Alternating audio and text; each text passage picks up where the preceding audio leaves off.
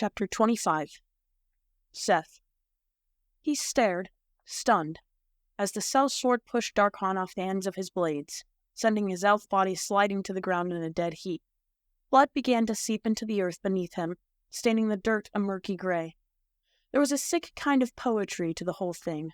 Stabbed a second time, with a second blade, by the very same man, but poetry was the last of Seth's concerns right now. A yank on the rope brought the thaumaturge's attention to the man with the broken wrist, who had picked up the lead. He managed to get to his feet, but there would be no running now, even if he could somehow make his exhausted legs cooperate. Whatever happened next, it would be at the mercenary's whim. The conjurer loomed over him like a specter, his tattoos wailing in protest. Horrified, he watched as the others knelt by Darcon's body, checking for valuables. "Sword's not bad," the one with the black eye observed, picking up Seth's confiscated blade and giving it a test swing. The leader grunted, his attention elsewhere. After a moment, he straightened up, holding something up in the moonlight with an appraising frown. Seth had to squint to make out what it was, confused until the moonlight glanced off of it. Darcon's medallion. "Worthless," growled the man, holding the lead. "Just a useless trinket." "Hardly," the leader replied, tossing the amulet to one of his cohorts. "Look at it. That's pure silver, or my mother's an orc." The other man examined the medallion and jerked his chin in Seth's direction.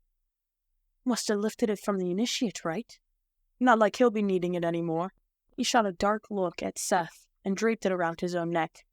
"Neither were you." He turned to his comrades. "What you think, boys? Would I pass as a member of the precious order?" He laughed. "It'll look better lining our pockets," the leader replied, giving him a yellow grin before rounding on Seth. "You," he said, crossing his arms as he looked the thaumaturge up and down. His lips pulled back from his filthy teeth in a snare, and Seth could smell the whiskey on his breath. The mercenary began to roughly paw him over, ignoring his battered leather tunic in favor of anything he might have hidden on his person. Seth briefly considered kicking, only for the third cell sword to seize his shoulder with the hand that wasn't holding his sword. The one with the lead wrenched his arms back, making his shoulders protest in their sockets. After a moment of fumbling, the leader tore the hideaway pouch from beneath Seth's armor, examining it for a moment and letting out a grating laugh. "Bloody thief," he spat. "I should have guessed." He tossed the pack to the ground before turning his attention to Seth's nearly empty coin purse. Scoffing, he pulled it from the thaumaturge's belt, holding it open to show his companions the pitiful handful of coins that remained within. A sudden burst of fire coursed through Seth's skin. "Boss," said the man behind him, the lead tightening as he moved back a step. There was uncertainty in his tone that bordered on fear. The leader ignored him, taking another glance into the coin purse. "Pathetic," he muttered. "No, not just pathetic. Laughable." "There's something," began the other mercenary. Seth winced, the heat in his markings intensifying. "Would you hold him still, damn it?" "Boss, look at him," the leader laughed, swatting at Seth's shoulder. "He spent all his gold on cell swords, only to fall on their blades in the end. Damned hilarious." But the others weren't listening.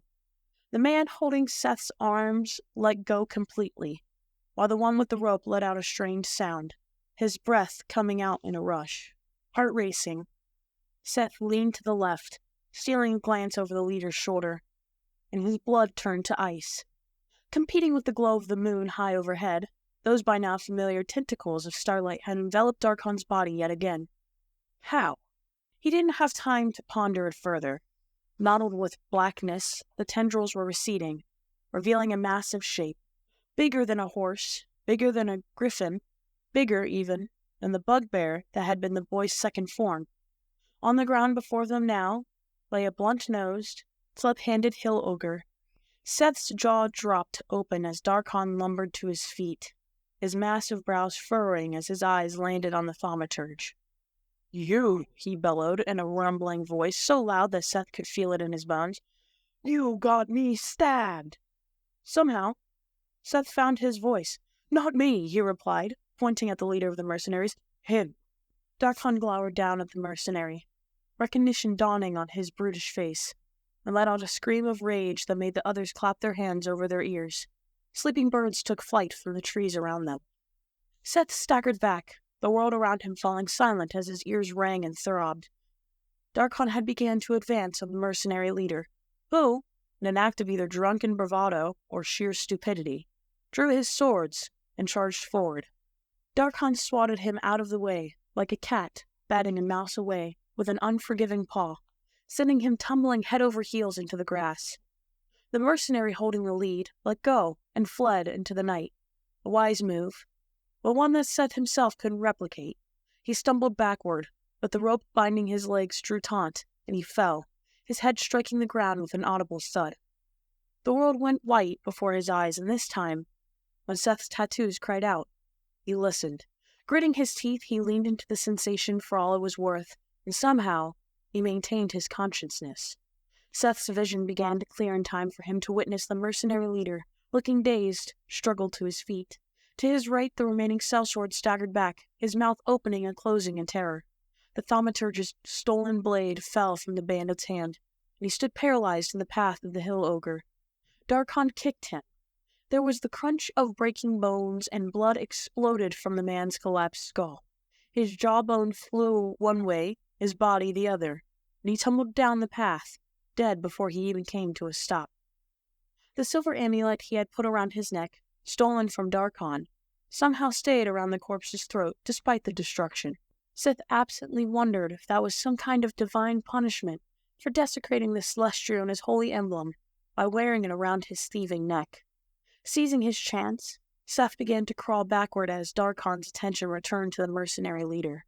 Dragging himself over to his dropped sword, he lined up his hand bindings as best he could against the edge of the blade.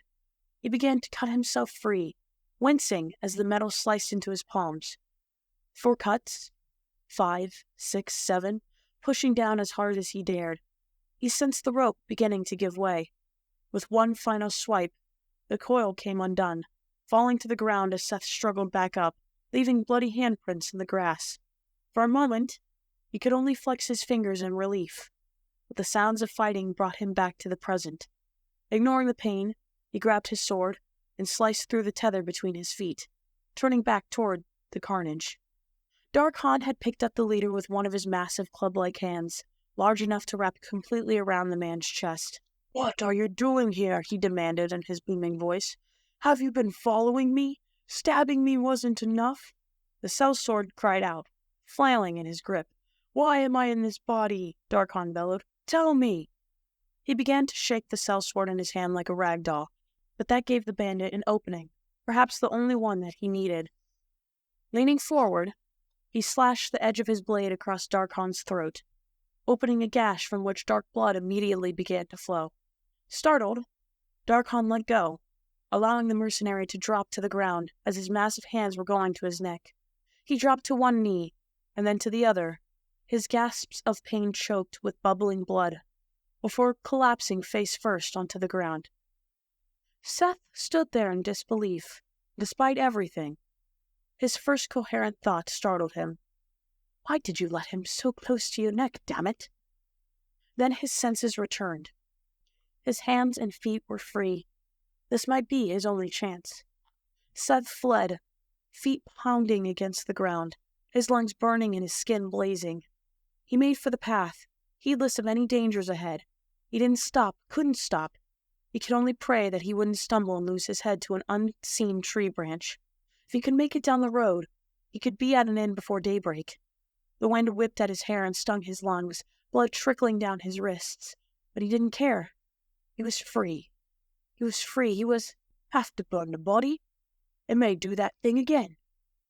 Seth's heart raced in his chest, his mind and his markings dragging him relentlessly forward.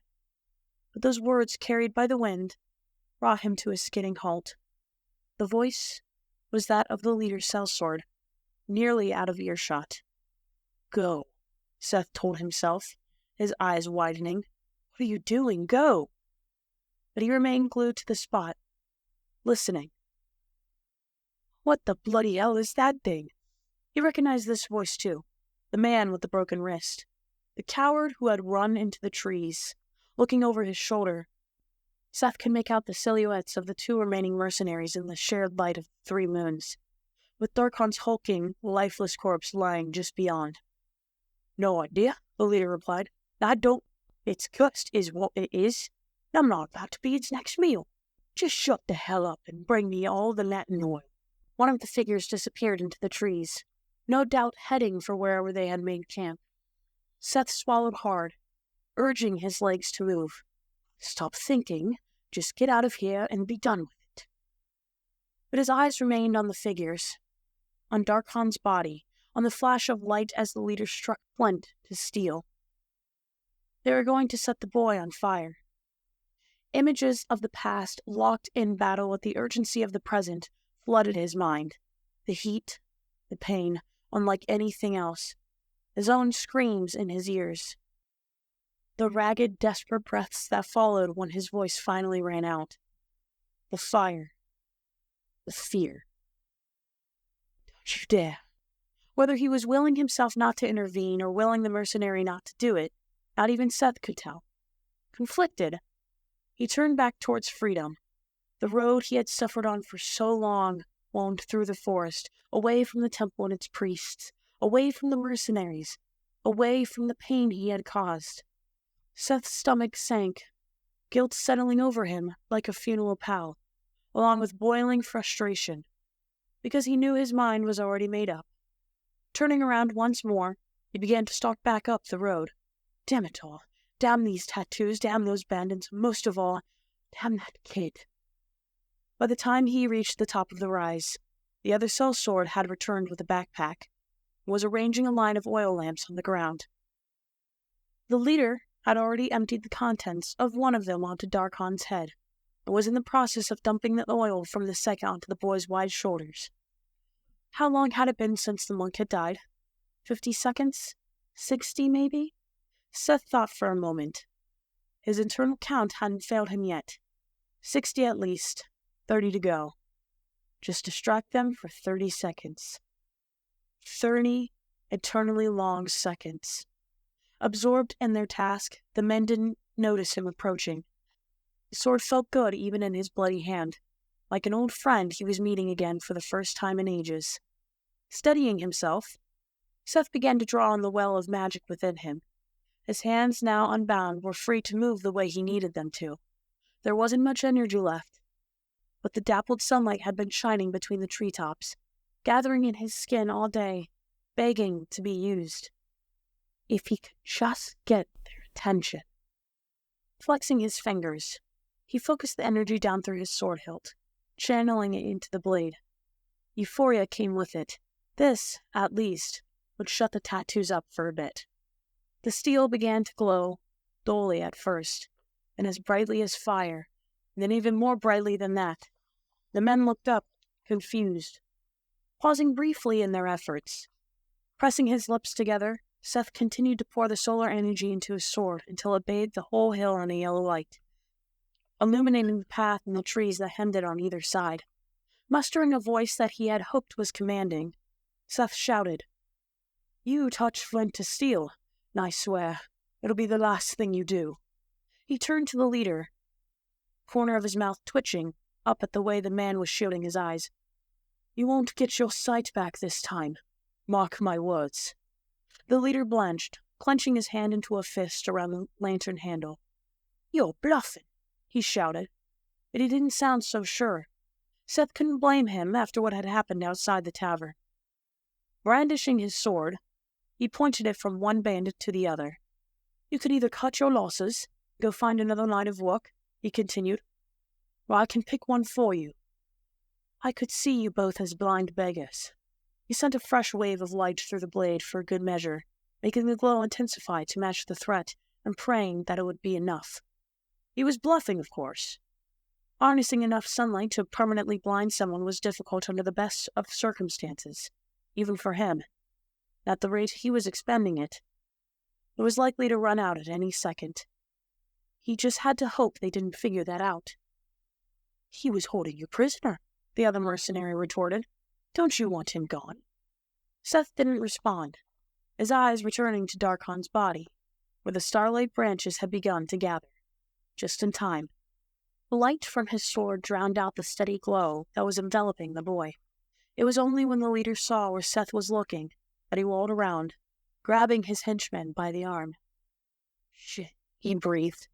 Darcon was now completely cocooned in starlight, his form already shifting and warping beneath the ethereal blanket. "Run!" the other man shouted, wrenching free of his boss's grip. Without looking to see if his superior was following, he tore away from the road and vanished into the woods. "Again, you craven bastard," the leader yelled after him. "I would listen to him," Seth advised. "You might just get away with your life," he added, quoting the sellsword's own words back to him. That seemed to do the trick. Sweating, the remaining sellsword stole one more fearful glance at Darcon, whose starlight cocoon was now opening, before racing off into the forest after his only surviving companion. Seth, now sweating from the exertion of the magical projection, approached the fallen boy. His knees threatened to give out. Not even the strange power of the reincarnation was enough to pierce through the swimming of his head. Just as the mercenaries disappeared into the trees, Darcon's eyes flew open. They were like the eyes of a snake, gold and inhuman, cut through with an ink-black vertical pupils. Without a word, he rose slowly, fluidly to his feet, now a head taller than Seth. Shiny, dark green scales glimmered in the faltering glow of the sword, from the top of his reptilian head to the tip of his tail, which swept back and forth on the ground behind his muscled legs. "Take one." Darcon said something then, revealing a snout full of razor-sharp fangs, but Seth didn't hear it. His ears were ringing, his eyes sliding shut as he fought a losing battle against fatigue. The magical kind now, as well as physical. This time, there was no fending it off. The light from his sword flickered weakly as he swayed on his feet before collapsing on the uneven ground. The last of the magic winked out, and so did his exhausted mind. Chapter 26. Darcon. Seth was staring at Darcon, and Darcon stared back. The memories were fresh in his mind, born on that person-sized shaft of moonlight that broke through the clouds each time he spoke with Celestriona. Bugbear, the first whispers of the goddess. Lambkin, the endless march over blighted ground. Swamper Elf. He remembered the fight, being run through by the leader's blades, the frigid darkness that had come after. He remembered awakening an instant later as a hill ogre, and unleashing his rage and confusion on the sellswords, only to have his throat cut from ear to ear. The ground had rushed up to meet him, the earth shaking under the weight of his massive body, the darkness returning once more, only to recede moments later, revealing the thaumaturge glowing sword in hand. He'd trussed him up, of course. Even through his amnesia, he'd had the sense to do that. But what he hadn't been expecting was the thief's suggestion upon waking that he prayed to his goddess. He'd had time to wonder whether it was a waste of time, some kind of trick to distract him while the thief overpowered him. But the confusion was great, the distress unbearable, and he had little left to lose, trapped in someone else's body with no memory and no recourse. That was when it had started, warm light suffusing his reptilian skin, as if a hand of calm comfort had settled on his soul. The memories came back to him, first in a trickle, and then in a deluge, lighting up his mind with a steadying certainty as they filled in the gaps in his recollection. One of these nights, he supposed, he wouldn't remember to pray. And then what would happen? Don't think like that. You just have to make it to the elders. If anyone can reverse this, it's them. He clung to the notion with a kind of desperate hope, even if he didn't quite believe it. They were deep in the foothills now, having begun the excruciating climb to the mountaintop. The incline was steep and riddled with hazards. Just getting to the stairs required negotiating a trail littered with loose rocks, slick roots, and unexpected drop-offs that were difficult to navigate even at the best of times. For this, the Take-One body was an asset, as agile as a desert lizard, as quick as a striking viper. He traversed the treacherous path with an ease that surprised even him. Seth, for his part, had spent the past 2 hours sluggishly stumbling over his own feet. His steps shuffling and off-kilter. It had become such a slog that Darcon had relented and allowed him to rest before the final climb, just long enough to get a second wind. Before them, The great staircase cut a somber stone path up through the trees, and while the temple wasn't visible from here at the base, Darcon could picture the foreboding stone wall, the observatory tower jutting into the midnight sky. It was early yet, 3 of the 4 moons dotting the sky overhead, and if they started again soon, they could reach the temple before daybreak. But not just yet. Darcon's double eyelids flicked open and closed, his tail twitching on the hard ground, as if its own accord. It was like having a new appendage, one with a mind of its own. He could control it when he concentrated, but left to its own devices, it broadcast his feelings as clearly as a shout across a valley. He was dressed in a patched coat and baggy trousers that he pilfered from the dead mercenary, cutting out a section for his thick tail. His transformation into an ogre had destroyed the filthy bedsheet tunic, and it wouldn't do to show up at the temple gates naked. At least he had clothes again. He had to count his blessings where he could find them at this point. Darcon shifted on his haunches, his gaze settling back on Seth. He saved me. Not only that, he told me how to get my memories back. Seth's eyes were half open, and he was observing Darcon with an expression of guarded interest. It was the same look he'd been wearing earlier, when Darcon had regained consciousness after the fight. His tail twitched again. An odd sensation had settled in his gut. He didn't like it. All was as it needed to be, his prisoner back in his custody, the order within reach. And yet, he felt strangely off balance, rattled, and he couldn't figure out why. He'd puzzled over it for hours, as they wound their way up the mountainside, turning it over in his mind as if, with enough careful examination, he could make it make sense. But still, that question remained, and it gnawed at him. Why had the thief come back? Why, after everything that had happened, would Seth have returned to stop the sellswords from murdering his captor? Seth's steely eyes offered no answers. Darcon was the first to look away. It could have been a trick, he thought. Not for the first time, but he was unable to make himself believe it. Seth had been telling the truth when he explained, frantically, that prayer would give him his memories back. True, that might have been a strategic move, seeing as he had woken trussed up by a very confused and very venomous Tegwin. Maybe he was just trying to save his own skin, to show that he hadn't been responsible for the transformation. That didn't change the facts. Seth's ropes had been cut during the fight. Darcon had watched the man flee into the forest as the life bled out of him on the ground. Oil from the mercenary's lamps, pungent and thick, was still drying between his dark green scales when he had rolled across the wet ground to gain his feet. The facts were before him, but he couldn't make sense of them.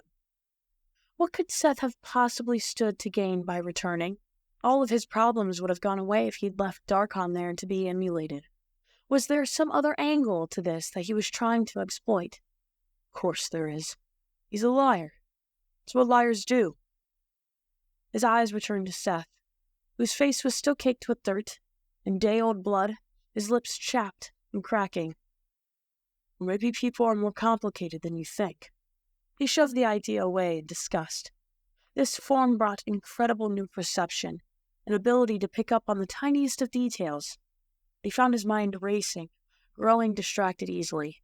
That was what his sudden pang of empathy had to be, an overactive mind looking for something that wasn't there. Right? A breeze shifted, quietly, between the trees, giving off a mournful sound that somehow felt all too familiar. Seth cleared his throat, his question written on his face. Perhaps they were both thinking the same thing. That man, the thaumaturge said after a few minutes, sitting up a little in the shadow of the boulder he was leaning against. Huh? The one with the black eye. Darcon jerked upright. What about him? He demanded, his hackles rising. Guilt tugged at him, inflaming his temper, and his tail flicked more quickly across the ground. Seth didn't respond, but his gaze continued to bore into him, no doubt searching for some new chink in the armor, some fresh opportunity to twist the proverbial knife. Actually, don't answer, Darcon growled. I don't want to talk about him. Did the strength get away from you? Or did you mean to? Seriously, don't. Fine. They lapsed back into silence. But the damage was done. He'd been making a concerted effort not to think about it, to push it from his mind like the rest of the thoughts he didn't care to entertain. There was no getting away from it. The floodgates had been opened, regret rushing through in a powerful torrent. For the first time, he caught himself missing the blissful darkness of the amnesia. His throat felt suddenly tight. He was certain that if he were still human, his eyes would be stinging. It didn't help that he had an audience either, arguably the worst audience in history. Sucking in a breath, he peered down at his scaly hands with their glinting, razor-sharp claws. He flexed them slowly, his mind rebelling at the idea that they belonged to him. Where had his life gone? He was ready to lash out, to snap at Seth to stop staring at him. So when he opened his fanged jaws, he was surprised at what came out instead. I didn't mean to. I figured, Seth replied, his expression unreadable. What was that? I've never killed anyone before, Darcon spat, clenching his fists. That's what you were getting ready to ask, right? If I'd ever killed anyone before? His voice quivered with anger. I hadn't. There's your damned answer. Seth looked away, and that much, at least, was a relief. It was him or you, kid, he said gently. Darcon snorted. Figured you say that. I killed him. I'm sure that's nothing to you, but to me, you had no idea what was going on, the thaumaturge insisted. You didn't understand your strength. You were scared. You lashed out. Let it go. Seth, for all his faults, was right. The past was past. There was nothing for it. Darcon knew that. He needed to look to the future, determine his next move now that he was so close to the Order. But when the future held nothing but uncertainty, the past held nothing but tragedy, what else did that leave? Tail sweeping along the ground, kicking loose stones and dirt down the mountainside, Darcon brought his knees to his chest and hugged himself with inhuman arms. I wasn't thinking, he said, not sure who he was talking to. I was so angry. All I could think about was that night at the end, what they did to me, and he shook his head, at a loss for words.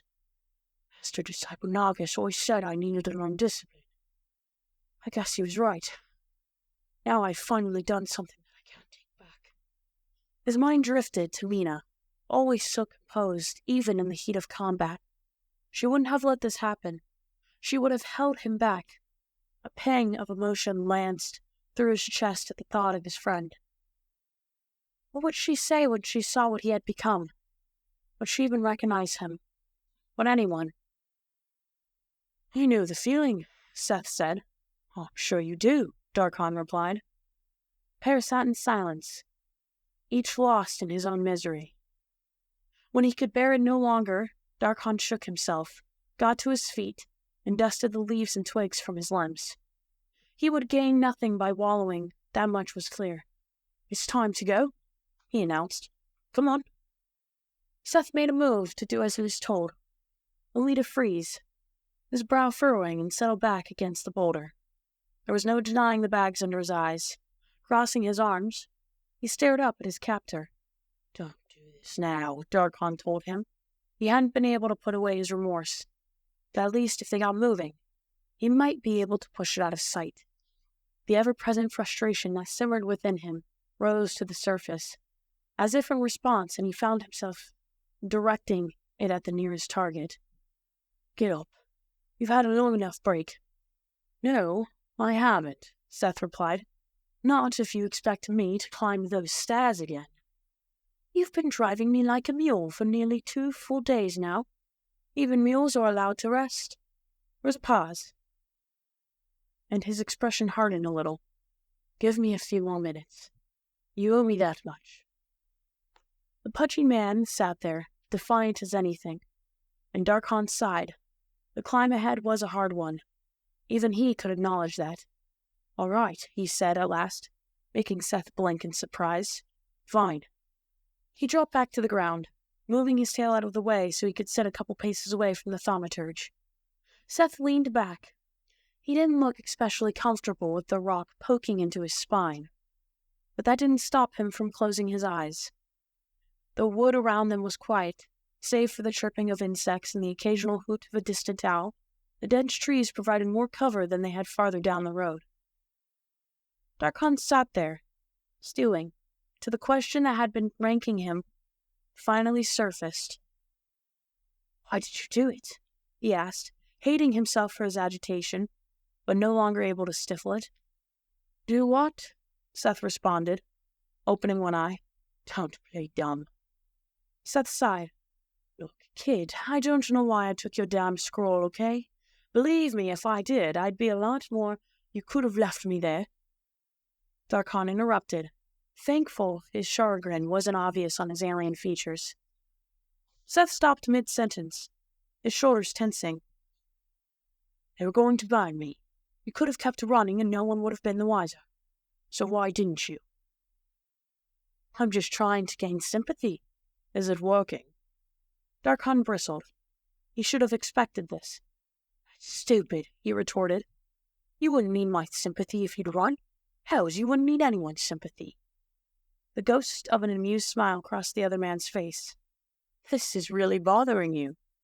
"Just tell me." "Why?" Seth retorted.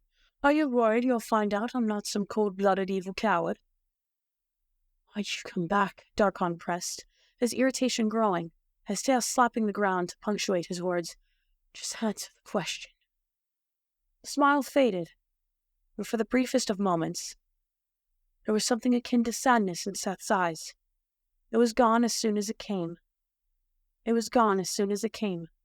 wall of caginess coming back up again. But his voice was solemn when he replied.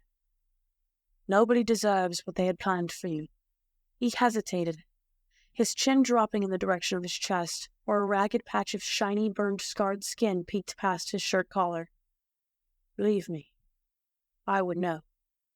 He gave no further explanation, and that same sense of deep-seated confusion took root within Darcon again. He felt like a man at sea, sailing into a storm on waters that should have been calm. Doubt, he realized. The feeling was doubt. Chapter 27. Mina. "How are you feeling?" The question was borderline insane, considering all that had happened. But the concern in Master-Disciple Lennox's voice was genuine. Mina sighed, trying unsuccessfully to muster a look of nonchalance. "About as well as I look, I would imagine."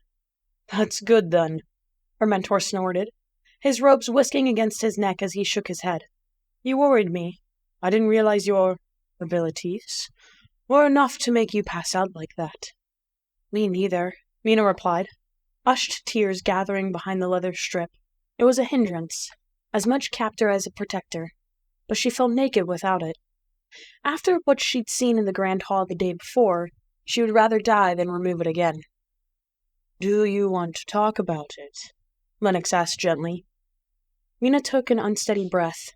She'd known this was coming ever since the incident. No one at the temple wanted the investigators around a moment longer than necessary. But that didn't make it any easier. "I've never looked at that many people at once before. Not since the accident," she said, her hands clenched so tightly in her lap that her knuckles turned white. "It was intense. Too much for me to handle, I guess." Indeed. She didn't give voice to the blackness that hung in the back of her mind, as dark as the cloud that had poured forth from her the moment Viet had determined she was telling the truth about her gift. She feared what would happen if she did. The shift in the visions had been dramatic, clean and decisive. Dragon sieged her mind on dark wings, and every waking moment since then had been tormented by one simple, ominous question. What did it mean? The investigators had given her time to rest, opting to put their interrogation on hold until she had composed herself. She supposed that was a blessing. But she didn't doubt they would have more questions for her. She didn't want to talk about any of it anymore, and she couldn't bear the thought of another demonstration. What did the dragons mean? Her mind gave her no respite from her worry. Mina wasn't sure she wanted to know the answer, especially since the others had given no indication that they had seen the darkness explode from her when the premonitions changed. What if it had been her fault somehow? What if, upon learning of the fate she had foreseen, the conjurer decided that the easiest way to prevent that new future was to kill her? There was a horrible logic to it. A small price to pay for a chance to avert a crisis. Dragons everywhere. Mina shuddered. "Are you all right?" Master Disciple Lennox asked, shifting in his seat beside her. Mina jumped, her nerves frayed to their breaking point. The noises of the infirmary suddenly seemed too loud, from the low babble of the wash basin faucet to the groaning of ancient support beams as the building settled on its foundations. "Yes," she replied, giving him a strained smile. "I'm fine." That couldn't have been farther from the truth. Maybe, on some level, she felt that revealing what she'd seen would make it all real, that by keeping those apocalyptic images to herself, she might trap them forever in the confines of her mind. She couldn't be certain, but it seemed like the trigger had been Viet's declaration that he believed in her ability to see the future. If his opinion really carried that much weight, then somehow the conjurer itself would be pivotal in the coming months. And if they knew her premonitions were malleable, what then? What would they do to someone who could see the future? "Master Disciple?" The sound rang through the empty infirmary, and Mina bristled.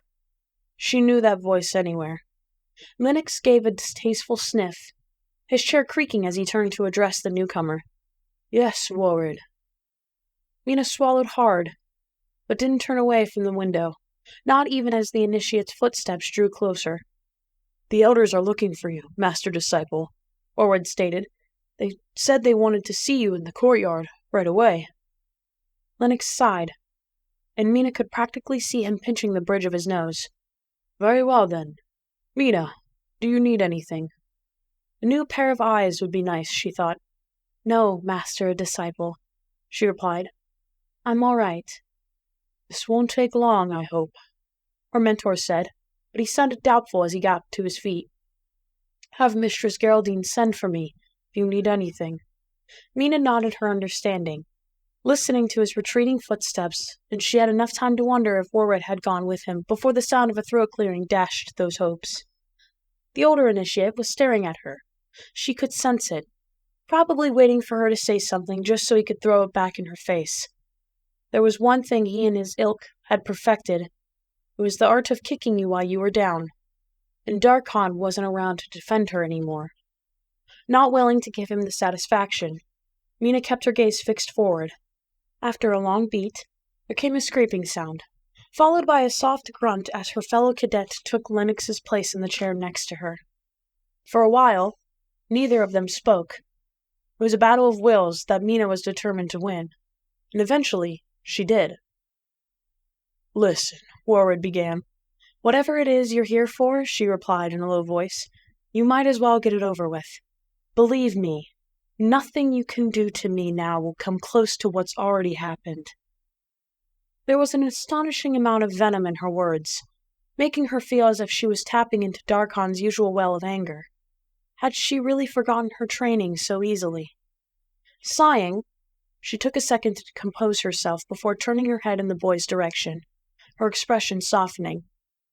Warred didn't reply right away, and she was beginning to wonder whether he was still there, when at last he said, "I wanted to tell you I'm sorry." The words were stilted and uncertain, and she was struck by the notion that he might well have never apologized for anything in his entire life. Mina stayed silent. "I keep thinking about what it must have been like," the older boy went on, tremor, the barest hint of one, creeping into his voice. "To get spelled like that while you were trying to protect the temple." He cleared his throat, obviously struggling. "Cautious," Mina began. "You, seriously?" "My mother went blind," Warred blurted out. Mina frowned, so taken aback that she lost her train of thought. "Your mother?" What happened?" Warred fidgeted for a moment. "My family was in Clearfall during the winter fever outbreak 12 years ago," he said, his voice stilted, as if he were trying to get the words out before he lost his nerve. Mina sucked in a breath. Oh. She'd heard the stories. The North had been hit hard that year. "I'm sorry." "The mayor sent for a healer," Warwood went on, his heel bouncing rhythmically against the floor. What we got instead was some conjury-sponsored quack who couldn't tell an enchantment from his own ass. Was he able to heal your mother? Warwood snorted. His spell worked, on the disease at least. But it cost my mother her vision, and she was one of the lucky ones. He heaved a sigh. Conjury didn't give a shit, of course. We'd paid our dues for the magic, that was all they cared about. Why are you telling me this? Mina asked after a moment. His sudden vulnerability set her off balance. Warwood shifted in his seat. Can you still see the stars, at least? He asked, and Mina could feel his eyes on her. His breath caught, his throat giving a dry click as he swallowed. That was the thing she always said she missed the most, he added, so quietly that she almost didn't hear him. The stars. There was an odd kind of sadness in his tone, like even he couldn't believe that something as ancient and immutable as the heavens could ever be taken from someone. No, Mina replied at last, in a voice that sounded far away, even to her. I can see the sky, but nothing in it. No clouds, no moon, no stars. Just a black field, like everything above me has been rubbed away. She shook her head. I know that it's there, but I can't see it. It's as if the only thing that really exists for me anymore is Heavenfall itself. Gods, Warwood muttered. I think about what happened tonight. Mina could practically hear him grimacing. I don't know if I could ever... That is to say, He sighed. What happened to you should have never have happened. All those things I said to you, I feel like a proper bastard. Still partly expecting some kind of cruel joke, Mina offered him a half-smile. Yeah, she agreed, but a bit less now. I guess that's as good as I'm going to get, huh? Warwood gave an uncertain chuckle, and silence descended on them once again. With every moment that passed, Mina relaxed a little more, her suspicion giving way to melancholy. If what had happened was enough to make even someone like Warwood feel pity, what did that mean for her? Mina closed her eyes behind the blindfold, fighting for the stoicism that she had once cultivated so well. How long would it be before she could no longer train? After so many years of trying, she had finally connected with Celestriona. And for what? Her ability to see the moon and stars was lost to her now. All that remained when she looked skyward was an impenetrable shadow. You walk in the darkness. You reach for what you cannot understand. The words were faint, no more than a whisper, and her mind shrank away from the memory before the thought could fully take hold. For that reason, she couldn't say why her stomach suddenly dropped, her blood freezing in her veins and her heart stuttering in her chest. Thank you, Warwood, she said at last. She never thought she would hear those words come out of her own mouth. Thank you. You're welcome, the other boy replied, sounding uncharacteristically sincere. If there's anything you need, I'm here. Mina expected him to get up and leave, but he lingered, moving in his chair instead. Listen, I don't know how to ask this, he said, but there are rumors. Knowing this place, Mina replied dryly, I'm sure of it. He fidgeted some more, the stool he had borrowed creaking under his stout frame. Is it true you see how people die? I know where this is going. Mina blew out a resigned breath. I can't, Warwood. It's too much for me, so please don't ask. Her fellow initiate cleared his throat. You're right, I'm sorry. I just figured maybe if I knew how it happened, I could find a way. Hey! Mistress Geraldine's piercing voice made them both jump, as if they had been caught where they didn't belong. I'll have none of this nonsense in my infirmary, Warwood. Bad enough you parade around the rest of the temple like you own the place. Stop harassing my patient, or I'll send for Master Disciple Quantius. He wasn't harassing me, Mina said, flushing a little. Warwood just came to... I don't care if he came to dance the tango with feathers in his hair, the healer snapped. Out, out, out.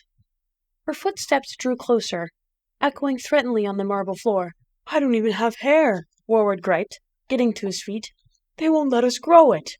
He shuffled to the doorway, and then paused, clearing his throat and reiterating, "Mina, I meant what I said. If there's anything I can do, let me know." "Thanks," Mina replied, not bothering to tell him that there was nothing he could do. "I'll see you later." She regretted the words even as they came out. She didn't really want to see anyone anymore. Her fellow initiate disappeared down the hallway, leaving her to shrink under Mistress Geraldine's scrutiny. "That boy's trouble," the adept pronounced at last. "You should have called for me the second he poked his nose in here." "He really wasn't doing anything," Mina replied. "At least, I don't think he was." Mistress Geraldine sniffed. "Yes, well." There was a rustling of robes as she came closer. "At any rate, I'm going to need to check your eyes again, Mina." Unease bubbled up in Mina's stomach. "Again?" she asked. "Do you have to? I don't feel any different." "I promised Nynx that I would keep her abreast of any changes in your condition," the healer responded. "Even if your vision never completely comes back, we'll have to address the vertigo sooner or later, but I won't be able to until you've completely stabilized." She leaned in closer, reaching for the blindfold. "I promise this won't take long." Mina inhaled deeply and then gave a short nod. "Okay," she said, already bracing herself. Leather rasped against her skin. And then light came rushing in.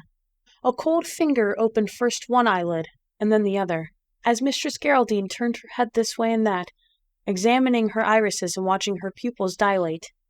With the healer so close to her face, there was no avoiding the vision of death, which was no less horrible than before. She had been hoping it might revert to how it had been before, but it remained as it had been in the Grand Hall. There Geraldine was, an inky figure tossed this way and that by a maw of sharp teeth. Pin-prick droplets of black blood rained down on the ground below as the dragon crushed her body beyond recognition. Mina flinched back, gritting her teeth. Before, she had been too overwhelmed to examine the beast closely, but now she saw it in greater detail. This was no ordinary dragon. Its scales didn't glisten and shimmer like they were supposed to, reflecting light in shades of gold, silver, amethyst, or quartz. They did not gleam with the rusty dullness of iron or the polish of bronze. Instead, they were dull, ragged and gnarled, like the curling back of an ancient oak tree.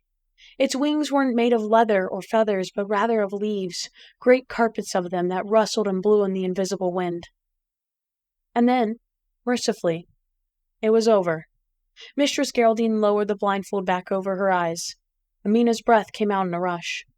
"There now," the healer said. "Finished. You feeling okay?" Mina didn't have time to respond, as the next moment, a brisk rapping came from the direction of the door. "Mina," Master Disciple Lennox's voice rang through the sick ward. "Yes," she said, doing her best to hide how shaken she was. "You'd better come with me," her mentor replied. "You have to bear witness." Mina turned in her seat. Bear witness to what? When Lennox spoke again, he sounded older than he ever had. "The man who stole the armillary box and injured you has returned to the temple," he said. "And Darcon is with him." Someone had thought to put a cushion down on her chair, which made it more comfortable, but she still sat rigid and upright, alert behind her blindfold. The Grand Hall had grown colder since she had last been there. Outside the temple, a frigid wind buffeted the walls and shrieked between the crags and cliffs, battering the exposed mountainside. But she still couldn't be sure how much of the chill she felt was in her head. Darcon had returned. The boy who had fought for her, the boy who had stood beside her through thick and thin, had come back. But why? What had changed? More importantly, why exactly did she need to bear witness? Master Disciple Lennox stood behind her chair. Around them, the hushed murmurings of the others reverberated through the enormous room, the air crackling with tension. Part of her wished she could excuse herself. The notion that she would once more be at the center of the proceedings prickled at her, and her stomach clenched in a way that was decidedly unpleasant.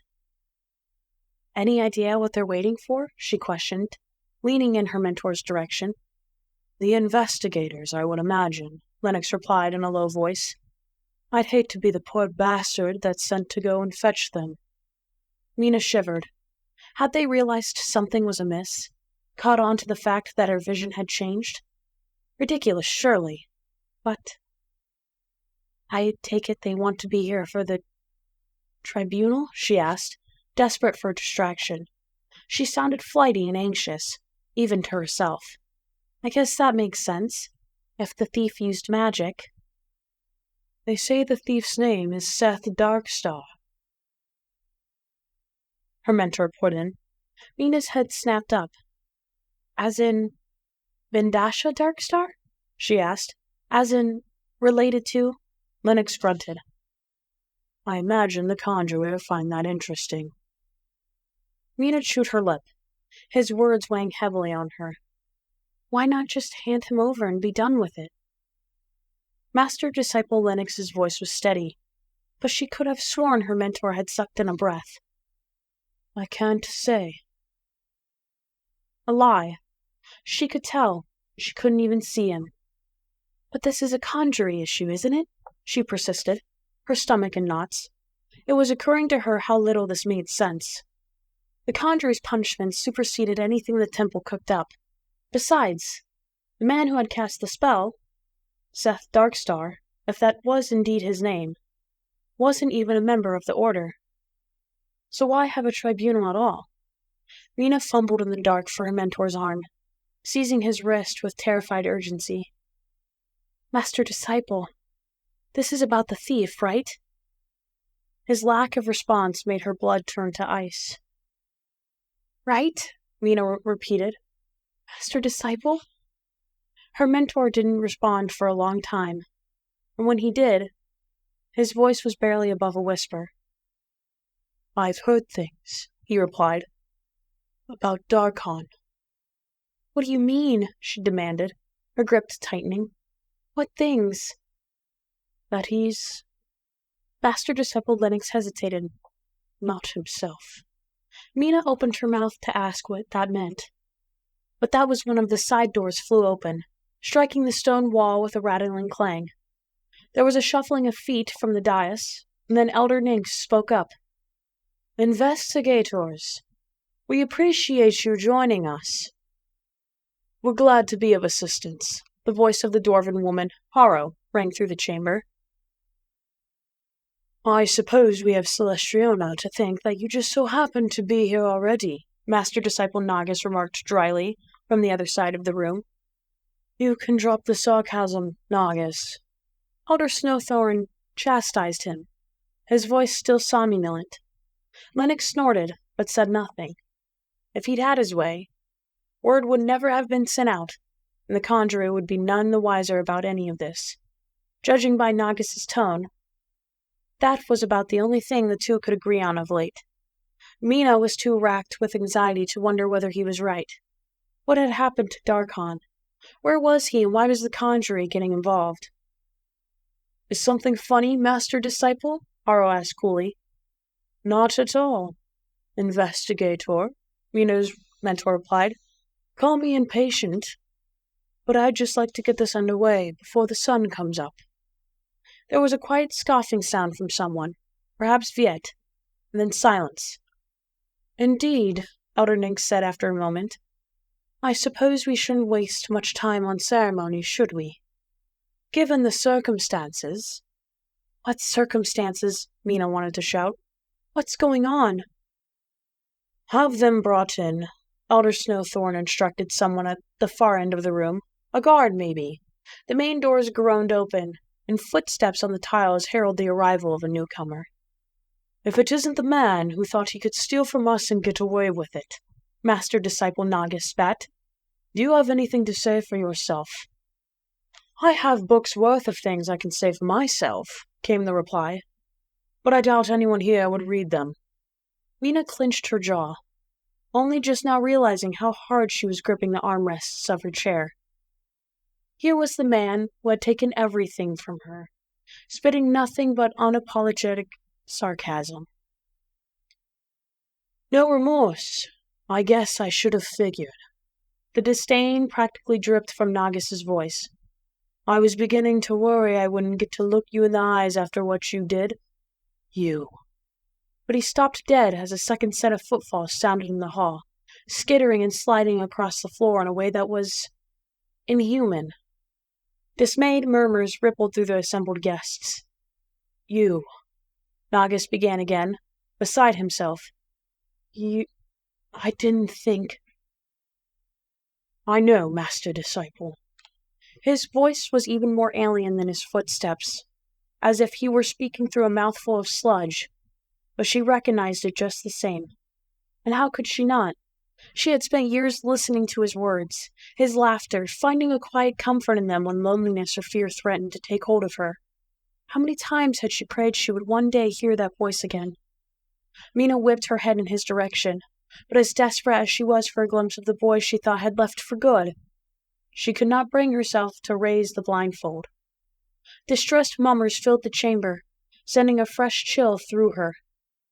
Perhaps it would have been better if she were the center of attention. It isn't possible, Elderning said, disbelieving. It's me, Darcon stated.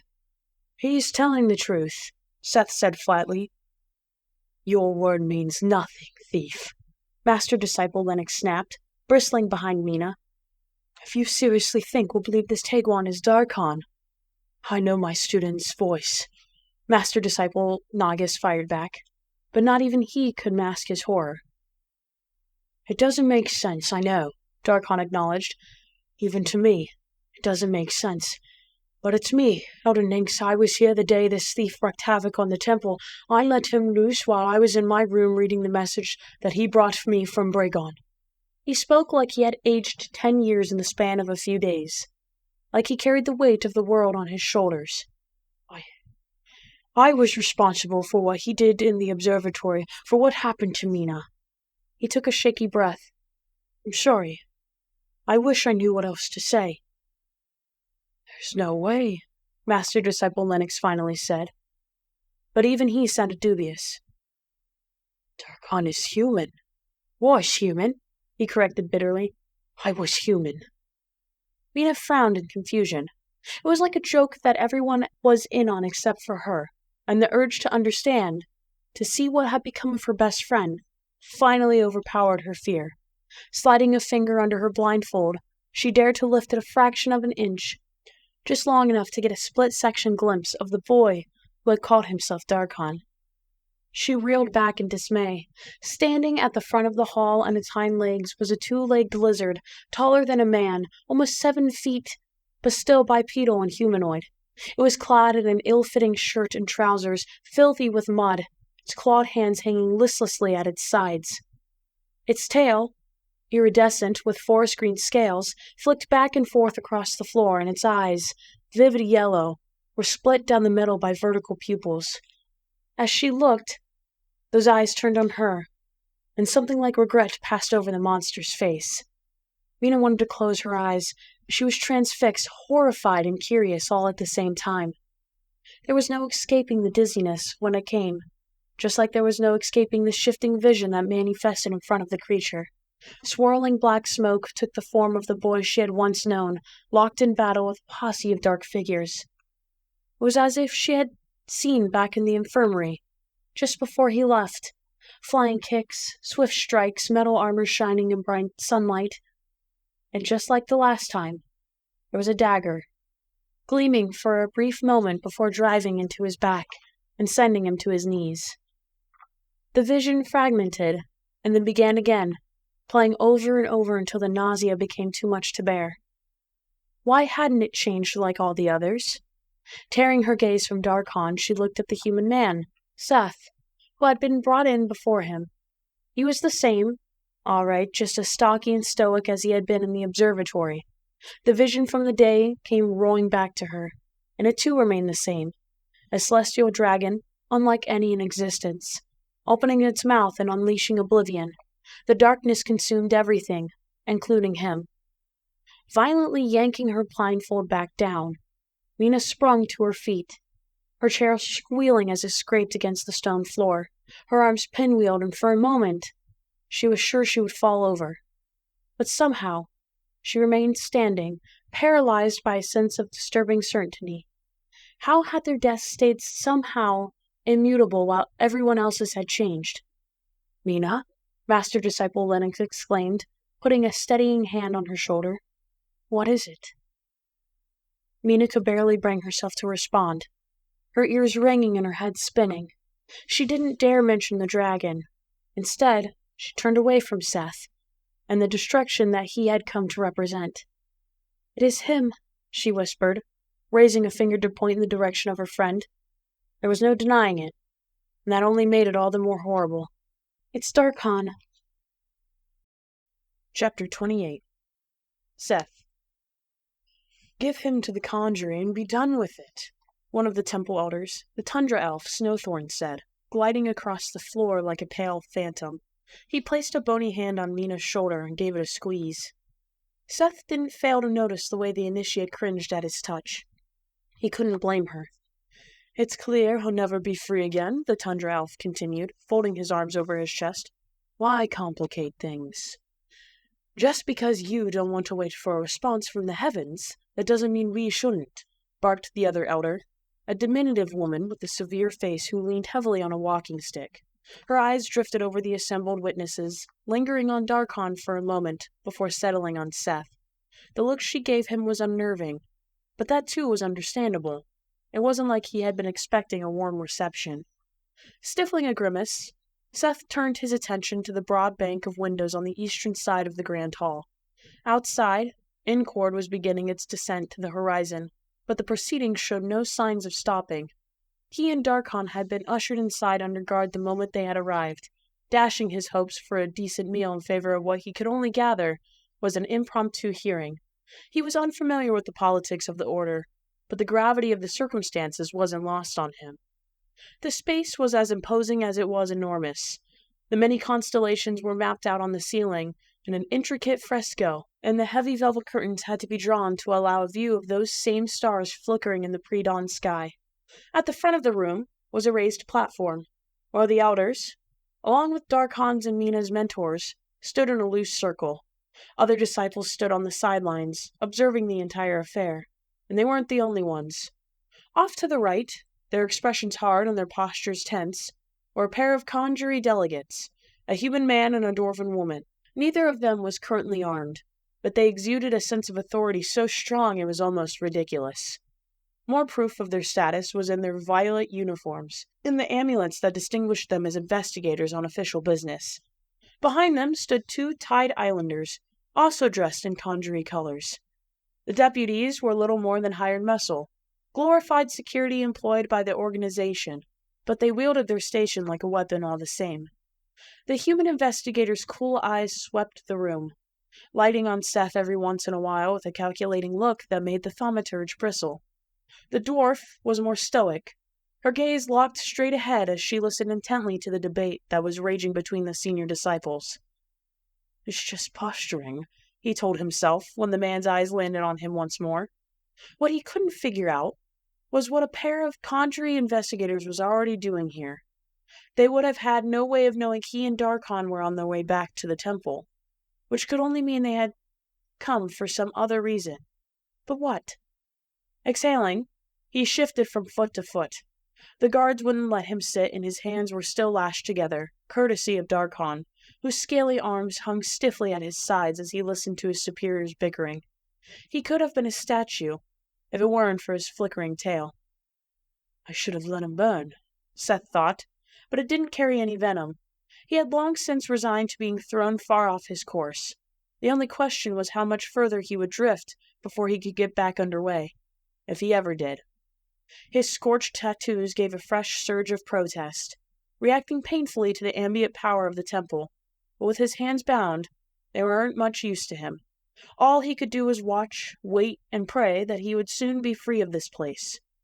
For good this time. Unwittingly, he found himself glancing back at Mina, the girl he had fought in the observatory. She was the only one seated, her eyes covered by a strip of leather. Darcon had mentioned something about her vision being affected by the scuffle, but Seth hadn't expected the pain he now saw on her face, a profound air of dread and defeat that was out of place in a girl so young. Somehow, despite her blindfold. It still felt like she was staring right at him. No, not at him, but through him, her sightless attention burning a hole into his mind. Elder Snowthorn shook his head. "You think Lunar would change anything, Nagus?"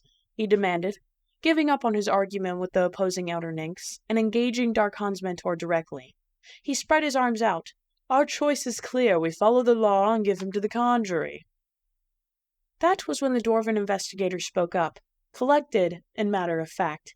"He's right," she stated. "That's absurd," protested Master Disciple Nagus. "You didn't come for him. You came for Mina." Seth pressed his lips together, still fixated on the girl. It wasn't just a vision problem then.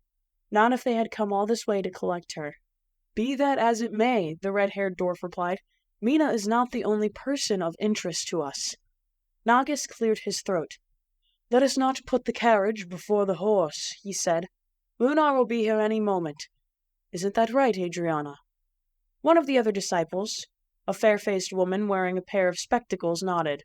"The telescope showed her inbound before sunrise this morning," she replied. "There you have it," Nagus concluded. "She would decide our course of action." The dwarf woman took a step forward, unappeased. "The law is clear," she asserted.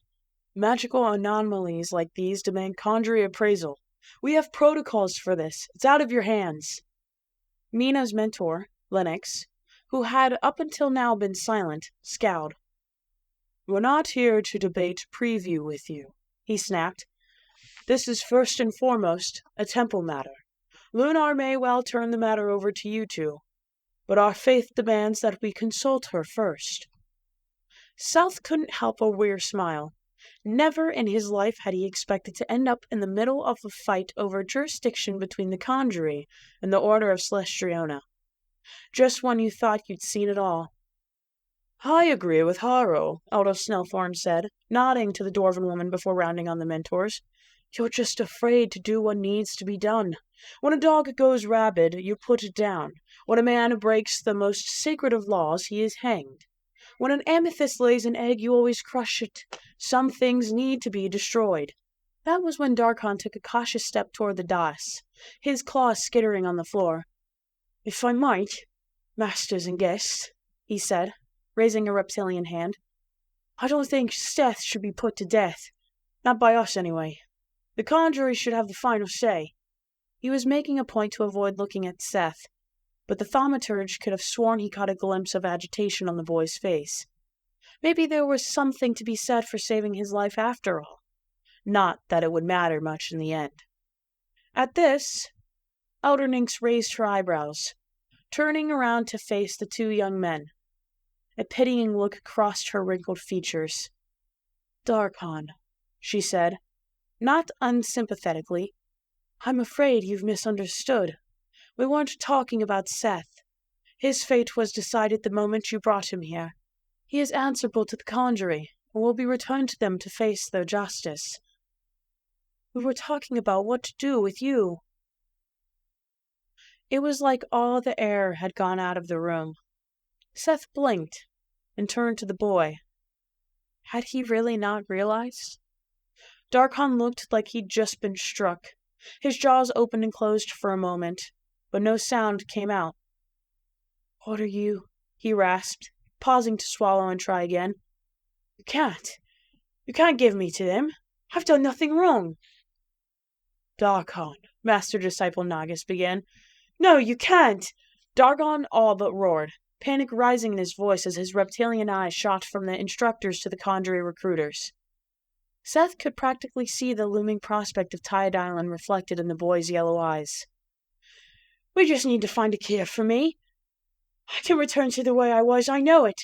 I can get my scroll back, I can resume my training.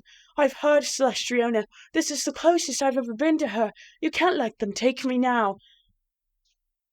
There came a small sound from Mina's direction, and she lowered her blindfolded gaze to the floor, her body as rigid as a board.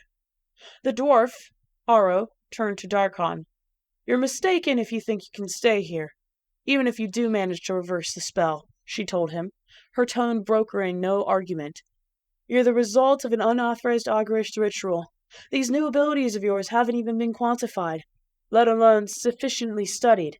Getting conjurer approval for that kind of magic takes months and costs hundreds, if not thousands, in taxes. She crossed her arms. There's also the simple fact that you are now a liability, and a magical one at that. You're a walking example of why the conjurer exists. That isn't fair, Darcon protested, his voice rising. I didn't ask for any of this. Few do, was all Haro said in response. They were interrupted as the massive wooden doors creaked open, and everyone in the room, save for Mina, turned to see a young initiate standing on the threshold. She was out of breath, and her face was alight with wonder. Elder Nynx turned to her. This is hardly an appropriate time, Initiate Hope, she said.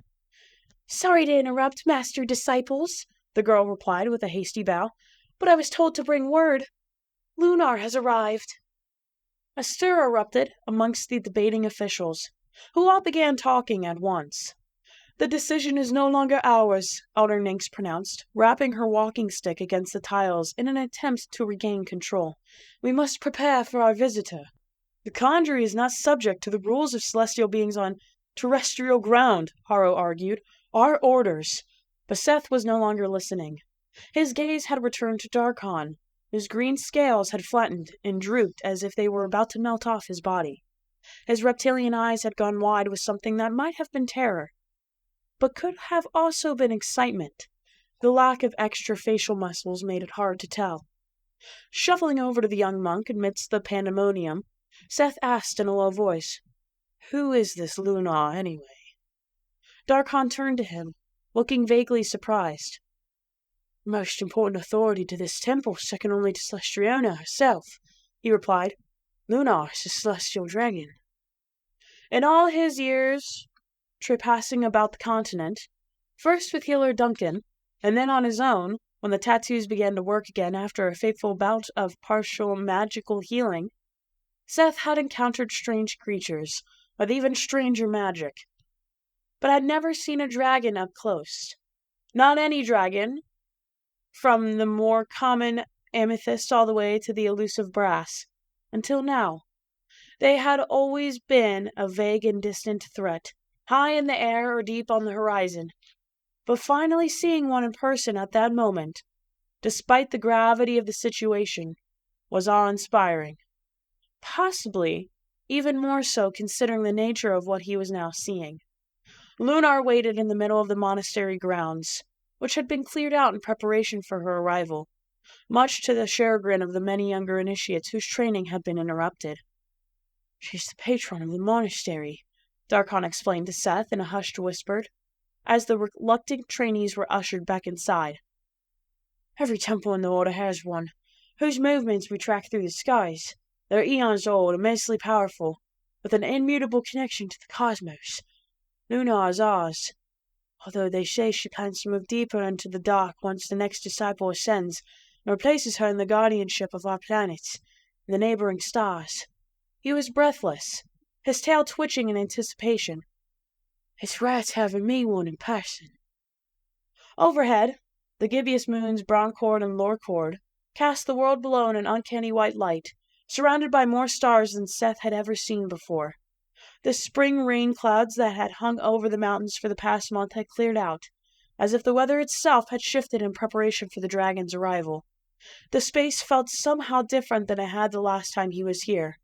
Empty, vast, freezing cold, and excessively unnervingly silent. The only other order members who remained were Darcon and the two elders, who stood before Lunar with their heads bowed in deference. Seth could only assume his role was that of a witness. He doubted he would have been permitted to stay if he weren't needed to corroborate Darcon's story. Even with his fate so uncertain, Darcon's eyes gleamed in wonder, as did Seth's. In some ways, he supposed, he was lucky. How often did the average traveler encounter a beast like this? To describe Lunar as otherworldly would hardly do the creature justice. She was enormous, at least 30 feet tall, with ethereal wings, the size of galley sails that were folded against her back. Her claws were like razors, her eyes white as newly born stars, and her jaws were lined with teeth the size of swords. The most striking thing of all wasn't her size or her monstrosity. It was her skin, if that was what you could call it. Her plate-like scales were translucent, glowing subtly in the moonlight and revealing a form that defied all logic. Under those scales was a swirling vortex of inky blackness, flecked with stars that seemed to live within her. It wasn't all that different from the darkness that had swallowed Darcon after the ritual, reflecting the same unknowable cosmic power that had brought the boy back to life. It was as if the dragon herself were made of the cosmos, blurring the lines between her form and the night that surrounded her. Like an unknowable piece of the universe had broken off and come down to speak to them. Echoes of the same beautiful terror that had struck him before reverberated throughout the clearing, settling into Seth's gut and filling him with a sense of ominous certainty. Whatever came next, there would be no going back. And there you have it, Darcon concluded, his voice small. The ritual brought me back, but I was different than I was. Every dawn I die, and every time I return as something else, with my memories gone. He looked up into Lunar's impenetrable eyes. The Celestriona hasn't turned her back on me. I never felt her presence before, but I can feel it now. She helps me remember. Lunar hummed, a rumbling sound that was both lovely and painful to the ears. It called to mind the birth of ancient, Gallic bodies. I came back to the temple because I'm not ready to leave the goddess behind, Darcon finished. I would like the chance to continue my quest for ascension. Lunar didn't reply right away, instead turning her impenetrable gaze on Seth. The thaumaturge balked under those mystifying eyes, a lump forming in his throat as his thoughts were dragged back to the night outside old Lady Hinda's cottage. And what do you make of this? The dragon asked finally, lowering her head to look him in the eyes. Is it as he says? There was no lying this time, not when he was locking eyes with the universe. Shivering, he managed. Yes, that's what happened, and it wasn't his fault. Heavy silence followed, and then Seth Darkstar did something he had never done before. If someone needs to catch blame so he can be forgiven, then let it be me. I was the one who stole his scroll. I was the one who set the cell swords on him. Seth cleared his throat, stealing a glance at the boy who was watching him intently. I was the one who cost him his memories, he continued, burning with shame. None of this would have happened if I hadn't done what I did. I don't want to see him killed or tossed to Tide Island. He shouldn't have to pay for my mistakes. As the words fell from his lips, a weight seemed to lift, if only a little, from his shoulders. Even his skin, raging in the presence of the divine, seemed to quiet in the face of his confession, the calm before the storm. The urge to confess everything else, to fly in the face of the two who had marked him, was suddenly overwhelming. They surely had the armillary box in their possession at this very minute, along with Darcon's scroll. He longed to be rid of that burden, and to hells with the ones who had set this all in motion. Seth opened his mouth to continue, but his skin flared in protest. For that brief moment, it was like he was back in the flames again, agony surging through every inch of him until the very thought of betrayal left his mind, and he shut his mouth. I see, rumbled the dragon in her unknowable voice. What is your recommendation, Luna? Elder Nynx asked. What would you have us do with this pupil? Before Luna could respond, a commotion by the tower entrance drew their attention away. Somebody was shoving past the guards posted by the doors. But it wasn't until she drew closer that Seth recognized her as Haro. Instead of stoicism, however, she now wore a look of determination. I beg your pardon, Elder Nynx said, turning to her and putting up a hand. I was told we would have our council in private. With respect, Elder, the dwarf said, coming to a stop beside Seth. Neither I nor my partner agreed to this. She has grit, I'll give her that, Seth thought. Not everyone would have the nerve to contradict an ages-old dragon. She has a point, Elder Snowthorn acknowledged, vaguely amused. Investigator, Elder Nynx addressed Haro, glaring daggers at her colleague. Be reasonable.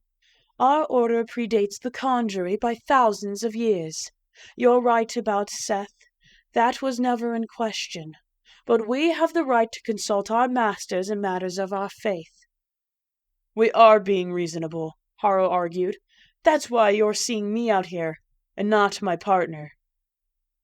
Who is this one? Lunar asked, pinning Harrow with an unreadable look. She is not of our faith. She's with the conjury, Elder Snowthorn replied. This is exactly what I was trying to avoid, he added under his breath, sounding like he had a headache. Lunar rumbled again, her gleaming eyes narrowing at the newcomer. At any rate, this isn't just a matter of faith, Harrow went on. Darcon does not belong here. He is the result of unsanctioned magic, and that means the conjurer's orders take precedence. Nink's lips pressed into a thin line. I'll have to disagree with you there, Harrow. This is a recognized religious sanctum.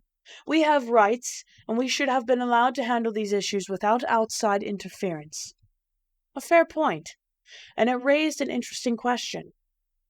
Who had brought the conjurer here in the first place? I pity you, world dwellers, Lunar stated. You drown yourselves in politics, and rules and regulations. But you have lost the order of things. You forget the ones who commune with the moon and stars, the ones who gave you this world at the very beginning. Harrow bowed her head. I apologize if I've offended you, she replied, her tone measured. But we world dwellers make our own laws. We assume the risks of magic. You can judge us all you want from on high, but that doesn't change the fact that this is not your domain. Lunar laughed, actually laughed at that, a booming sound from deep below her wings that made Seth's teeth rattle. You forget your place, world dweller, she rumbled down at Harrow. Your planet is in the heavens. The sun lights your world by day and the moons light it by night. The stars orient you. A single eclipse could remake you. A single comet could destroy you. This little rock that you call home follows paths older than your feeble mind could possibly comprehend. You say this is not my domain. The universe is my domain. She spread her enormous wings, great iridescent tapestries that swam with constellations of their own. The wave of power that surged through Seth's markings in response was nearly enough to cripple him.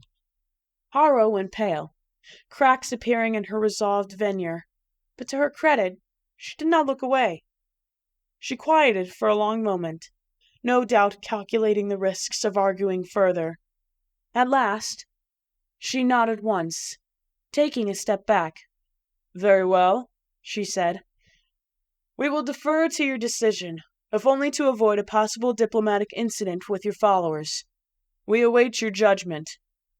Indeed, the celestial dragon mused. Perhaps you have more wits than I gave you credit for, world dweller. Leave us. This will not take long. Harrow retreated the 15 strides to the tower, her boots scuffing against the stone underfoot. Giving the guards a curt nod, she pushed open the wooden doors and disappeared back inside. To the matter at hand, Elder Snowthorn said, as soon as she was gone, his fatigue showing on his face. Seth pitied whoever had been tasked with rousing him from his hibernation. Luna returned her attention to Darcon. So, she stated, you are a boy trapped between worlds, cursed to live and to die, to forget and to remember, never the same as you once were. Darcon blanched, but to his credit, he didn't look away. I know that I'm cursed, he admitted. I'm a monster, but I'm still me. He took a cautious step forward. I have felt the touch of Celestriona. It wasn't until after I had lost everything that she came to be by my side. His eyes shone in the silence of the night, locked on the dragons. All I want is to ascend, and I swear to you, if you give me this chance, I'll work harder than I ever have, pray harder, whatever it takes. Lunar's tail whisked back and forth over the hard ground. The short world dweller with the tall personality was correct about one thing, she acknowledged at last. You cannot be reborn unto Celestriona while you are shackled to your physical form. Darcon's face fell, his voice going thick with emotion. Please, he said, barely loud enough for Seth to hear, and with none of the usual anger he had courted for so long. I do not lie, world dweller. I feel for you, Luna replied quietly. The stars do not always align in our favor, and I am afraid this is the case here. She lowered her head to look Darcon in the eyes as she had done with Seth. Your constellation scroll can never be duplicated. It was a part of you now gone, just like your old body. Without it, you would become lost the moment you entered the sky. But even that pales in comparison to what has happened to your soul. It has been rent asunder, beyond even my abilities to mend. So that's it then, Darcon replied, nearly whispering now. I'm finished. Lunar closed her eyes for a moment. You have indeed felt the touch of our goddess, she said, and the light cannot be extinguished so readily. I cannot know Celestriona's will. No one truly can. Perhaps one day you will heal your spirit and find your way to her side. She lifted her head, taking a step back. But you will not find it here. There is nothing left for you at the temple. Darcon was silent for a long moment, and then his breath rushed out all at once in a ragged gust. He pried his gaze away from the dragon, shrinking down and away, like if he could just make himself small enough, he would disappear entirely. Seth recognized the expression on the boy's face, for he knew it all too well. The dawning realization that the place he had known as home for so long would no longer welcome him, that he had been cast off. Then came the despair. It seemed to rush into him all at once, a sob escaping him, his hands rising to cover his face. He had never looked more like the child he was than he did right now, despite his reptilian form. Seth could only watch him, a dull pang of sympathy thrumming through his own chest. Elder Snowthorn stepped forward, his face stoic. I understand, he said. In that case, we will honor our agreement with the Khan jury. They can decide these young men's fates, whatever they may be. Wait a moment, Elder Ning said, holding up a hand. Are we to dismiss Seth's crimes against the temple? She rounded on him. The armillary box is still missing, as is Darcon's scroll. Your actions have brought nothing but chaos, for our order and for our students. All I can do is apologize, Seth replied, still fighting off the last vestiges of pain. Not that I expect that to get me anywhere. Under different circumstances, his response would have been distant, detached, or even flippant.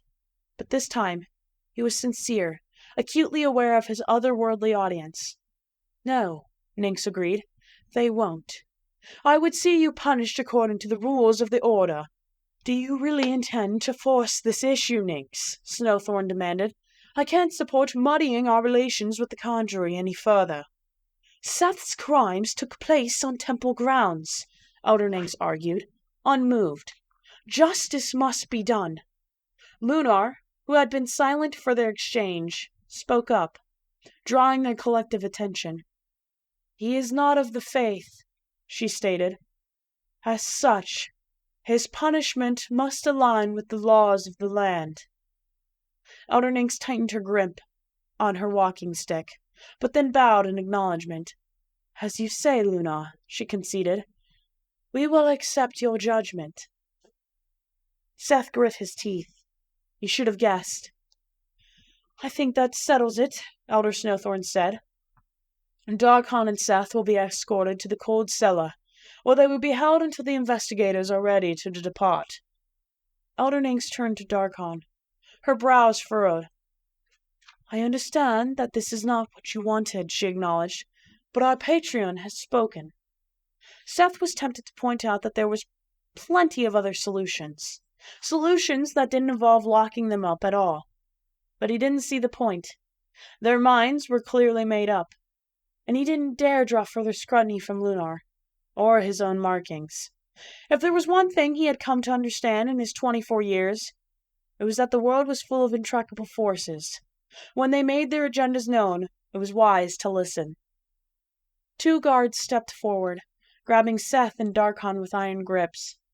The Tegwon glanced at the thaumaturge as they did, and there was unmistakable regret on his monstrous face. For the briefest of moments, he looked as though he wanted to say something, but then his expression darkened, his gaze dropping to the ground. The boy hadn't forgiven him, Seth knew. Maybe he never would. Glancing over his shoulder as they reached the threshold, the thaumaturge was surprised to find that Lunar was still watching them down her long snout. "Now," she rumbled as the guards pulled them inside. "Bring the girl." Chapter 29. Mina. The minutes ticked away, and Mina waited, breathless, with anticipation and dread. She knew she should be grateful for this. Few initiates her age could say they had ever looked upon one of Celestriona's proxies, and to any other disciple, this would be a once-in-a-lifetime opportunity. But Mina was not any other disciple, and she was terrified.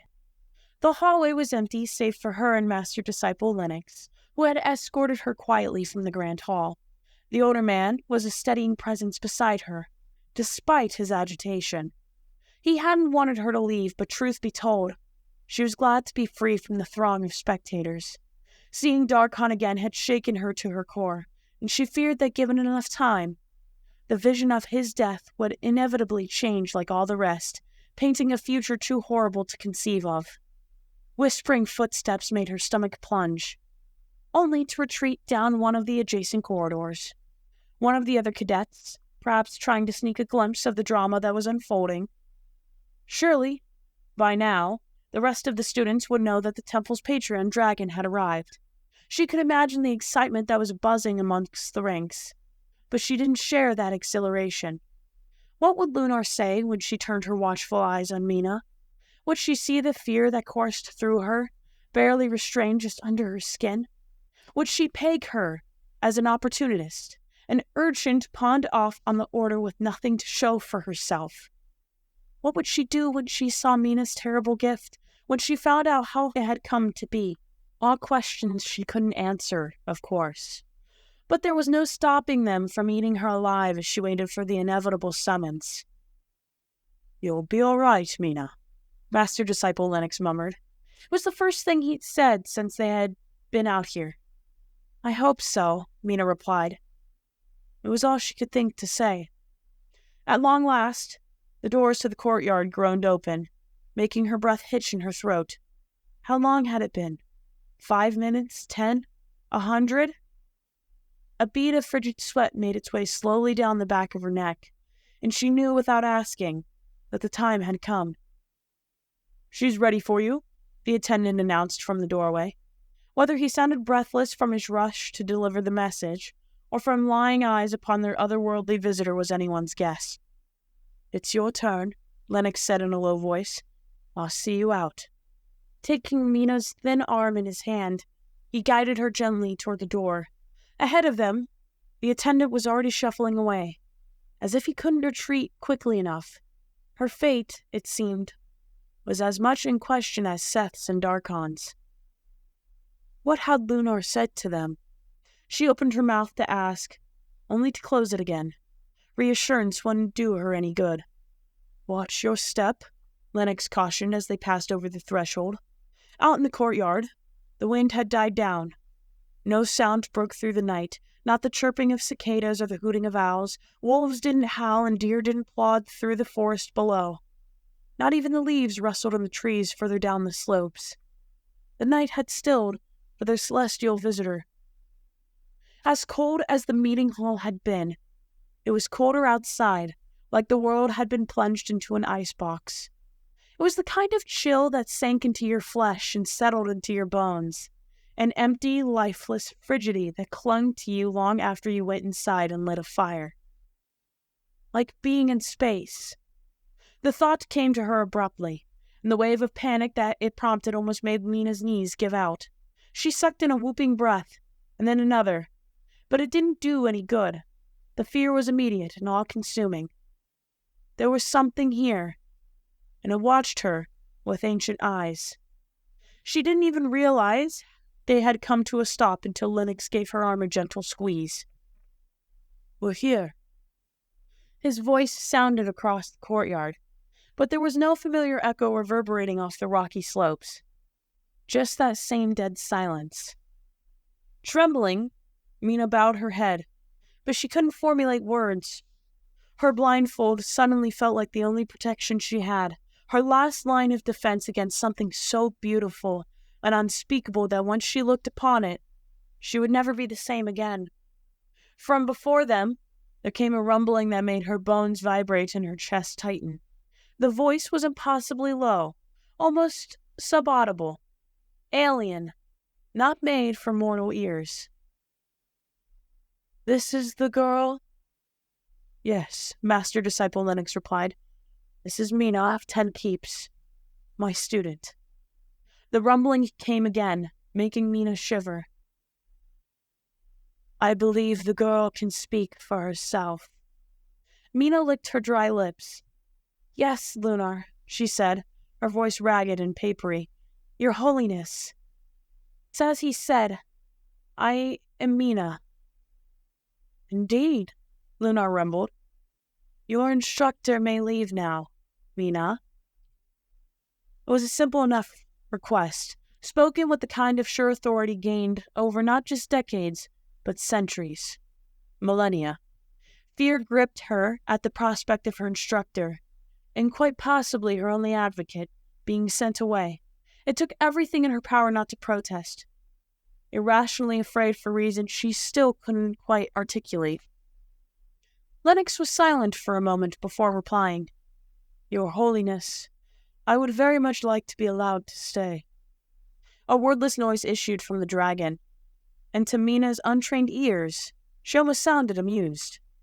"I can appreciate your dedication to your student, however short-sighted it may be," Lunar said in her eldritch voice.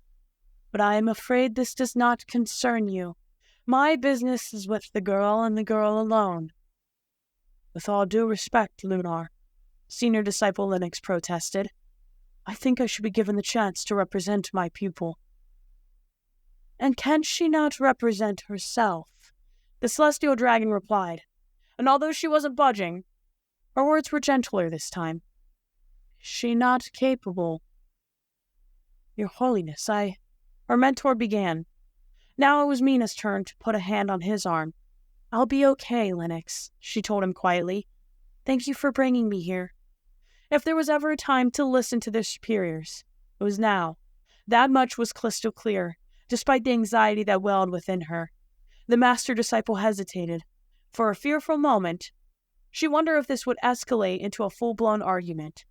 Then he relented, patting her hand before taking a step back.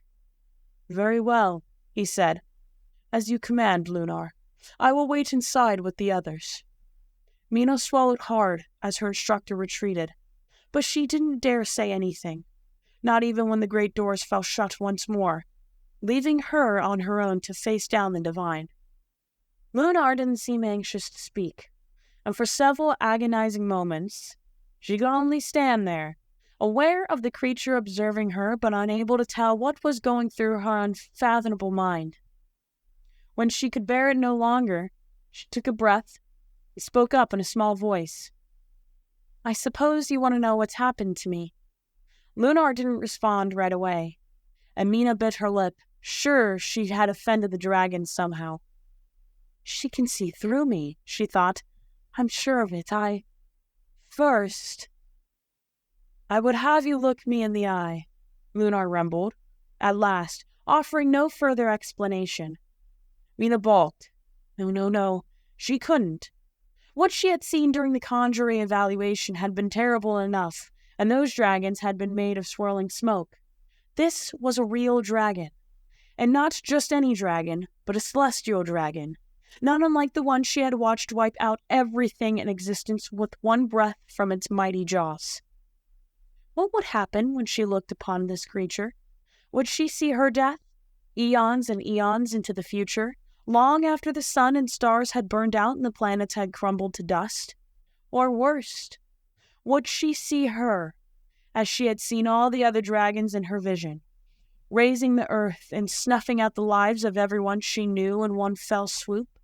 It didn't bear thinking about it, and for a moment she was certain that she would die if she had to take off her blindfold. "Please," she said, shrinking back in the still night. "I don't know what I'll see if I do." Lunar's tone was surprisingly sympathetic, but it brokered no argument. "You will," she told her. "I must know what you see." Mina's heart sank, and she was overcome with the urge to cry. These weren't things she was meant to see. She wrapped her arms around herself as a battle waged within her. "You don't have a choice," whispered a voice in her mind. "You know that, don't you? You have to do as she says." Hands shaking, fingers already numb and stiff from the bitter cold, Mina reached for her blindfold. Lunar was within feet of where she stood, in all her incomprehensible power. She couldn't shake the sense that everything that had happened to her before now, from the moment she left the dusty streets of Ten Keeps until she had struck that telescope, had led to this moment. The only question was it a beginning or an end? If she stalled any longer, she would lose her nerve. Pressing her lips into a thin line, Mina pulled down the blindfold, steeled herself for what was to come, and then slowly opened her eyes. The courtyard was empty.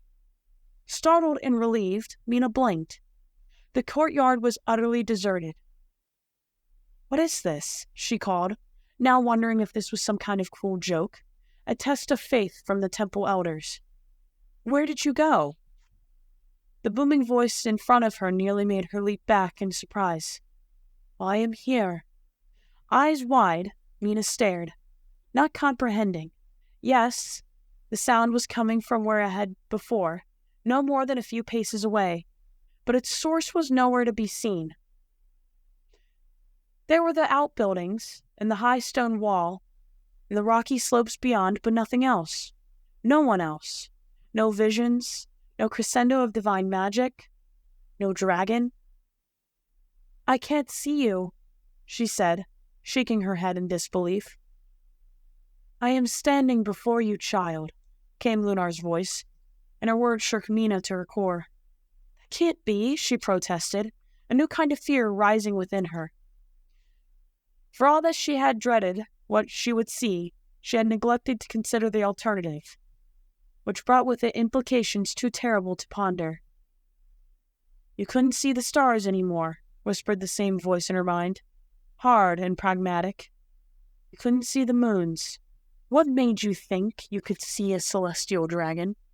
"So it is true," Lunar stated, as if reading her mind, and for all Mina knew, she was. "The heavens are beyond your grasp."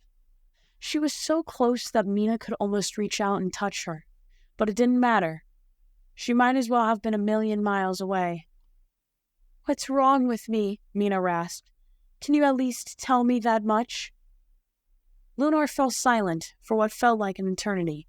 Growing desperate, Mina strained to see something, anything, but there was nothing. The celestial dragon was invisible, lost to her in the blackness of the night that she was now certain would never end. "I see a shadow upon you." "Whose?" she replied, unable to stop shaking. "Who did this to me?" "I am the end." The memory was as quiet as before, no more than a whisper in her mind. But it was enough.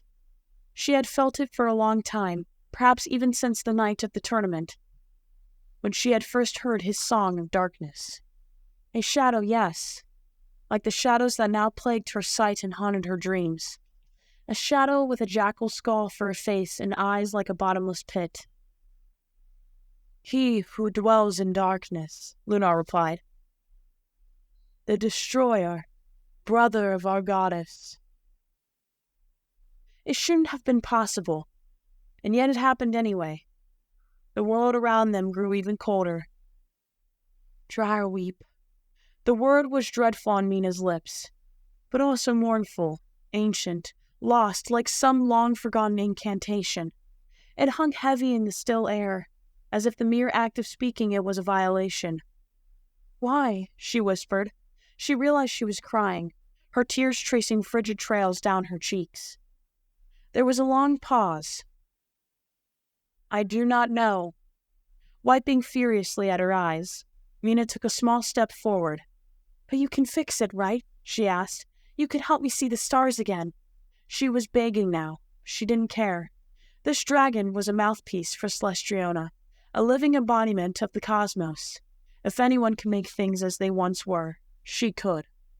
Lunar gave another low hum, and despite its otherworldliness, there was an air of solemnity and regret from the sound. "Dryweep has cast his gaze upon you, child," she said. "In doing so, he has blinded you to Celestriona's light." Her words were like a slap to the face. Mina took a step back. The courtyard around her blurred with tears, her knees buckling as the weight of the truth came crashing down on her. Her future in the Order, and Heavenfall itself, had never felt more in doubt. What place could be left for her here when her patron goddess had turned her back on her? Through her devastation, Mina found her voice, as if by asking the question out loud she could somehow change the answer. "What does this mean for me?" "I am sorry, Mina of misfortunes, but I have no answer," Lunar replied. And with that, like thousands of others who had done great and terrible deeds, who had bent magic to their will or been bent by it, Mina had been given a title of prominence, a mark to signify that she was no normal person. It settled over her like a dark cloak, and she understood now that there would be no escaping her curse. Not now, and not ever. It would follow her, much like her new name, until the end of her days. If she had any tears left to give, she would have shed them. Instead, she turned slowly back in the direction of the temple, and held her hand out. But there was no one to guide her away.